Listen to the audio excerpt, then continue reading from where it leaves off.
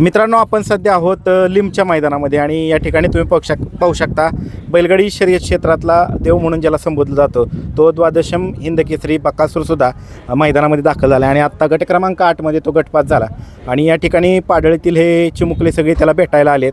तर आपण त्यांच्याविषयी माहिती जाणून घेऊयात. मित्रा, नाव काय तुझं? चैतन्य. बरं, चैतन्य. गाव कुठलं तुमचं सगळ्यांचं? पाडळी. तुमचा सगळ्यांचा ड्रेस कोड एकच आहे, काय सांगताल?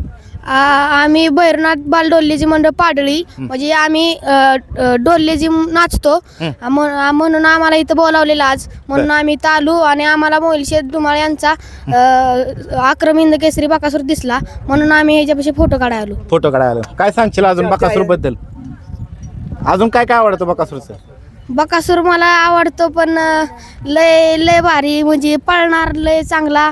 परत मोहिलशेठ धुमाळ चांगले आहेत. परत ती मला दिसलेलं पुशेगावात, तेव्हा मी त्यांच्या बैलावर फोटो काढलेला. बरं बरं. आणि बाकी अजून कोण बोलतंय? तुम्ही लेझिम, परत लेझिम खेळता, ढोल वाजवता, बरोबर ना? मंडळी आमचं मंडळ.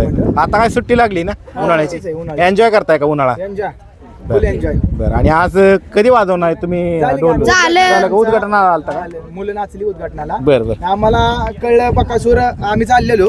बकासूर आपल्या 8 नंबर का काय किती गटामध्ये होता. तर मुलं सगळी खास बकासूरच्या म्हणजे फेऱ्यासाठी, म्हणजे बघाय खाली गेलता, बघण्यासाठी खास थांबलेली. बरं बरं बरं. आणि बकासूर म्हणजे बोला एवढे गेले तर त्यासारखं खूप कमी, म्हणजे काय बोला एवढं सगळं, काय सगळ्या गोष्टीत सगळ्या कमी, म्हणजे काय सांगणे एवढं. बरं बरं बरं. बाकी अजून कोण बोलतंय ह्यांच्यामध्ये, मुलींमध्ये कोण बोलतंय? कुणाला आवडतो बकासूर? अजून काय काय आवडते सांगा की. सगळ्यांना. पण काय आवडतं बकासूर मधलं सांगा की तुम्ही. दीदी, नाव काय तुझं?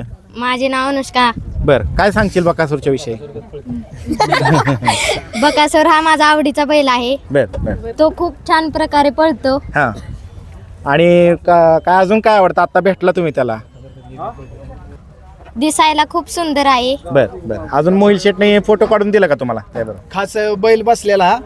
आणि आम्ही आलो नंतर त्यांनी स्वतः खाली उतरून मुलांच्यासाठी साईडला 1-2-3 मुले होती, त्यांना साईडला करून आमच्या मुलांना त्यांनी पुढे घेऊन फोटो काढलेले. बघा मित्रांनो, हे प्रेम आहे बकासूरचं. अजून कोणाला बोलायचं का? अजून कोणाला? बर. चला, ही सगळी चिमुकली आलेली आहेत. बकासूरला भेटून कसं वाटलं तुम्हाला सगळ्यांना? एकत्र उत्तर द्या. बकासूरला भेटून कसं वाटलं तुम्हाला सगळ्यांना? लय भारी ना? बरं, चालेल. धन्यवाद. नमस्कार. नाव काय आपलं ताई? माझं नाव साक्षी मांगडे. बर. आणि गाव कुठलं तुमचं? गाव माझं कनूर. बर. कनूरवरून मी आज आले रायगाव नियोजित मैदान बघायला. रायगाव माझ्या मावशीचं गाव आहे. बर. तर मैदानाचं नियोजन, एकंदरीतच नियोजन रायगाव ग्रामस्थांनी केलं आणि ही लेझिम वगैरे चांगल्या अगदी उत्साहात. आम्हाला अगदी लय मोठी अपेक्षा होती की बाबा बकासूरनं यावं, बकासूरनं यावं. आणि आज अखेर बकासूर आम्हाला भेटला. 2-3 वर्ष झालं बकासूर बघत आली मी. प्रत्येक मैदान, ज्या मैदानात बकासूर लाईव्ह असेल ती मैदान मी सोडलंच नाही अजूनपर्यंत बघायचं. पुसेगावच्या हिंद केसरी झाला त्यावेळेसपासून मी बकासूरची फॅन आहे. आमचा पण बैल आहे, तर आता कधीतरी बकासूरनं आमच्या बैला बरोबर पण पळावं एवढी अशी मापक इच्छा. काय नाव आहे तुमच्या नंदीचं? नंदीचं आमच्या गोल्डन नाव आहे. गोल्डन. हा, गोल्डन नाव आहे. तर इच्छा आहे भरपूर की एकदा बकासूर बरोबर पळावं म्हणून.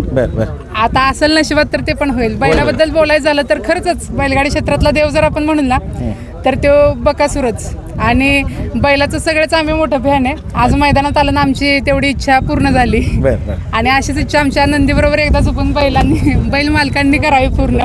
बरं, निश्चितच मोहिल शेट त्याला प्रतिसाद देतील. चालतंय. आणि तुमच्या सगळ्यांचं धन्यवाद. हा, धन्यवाद.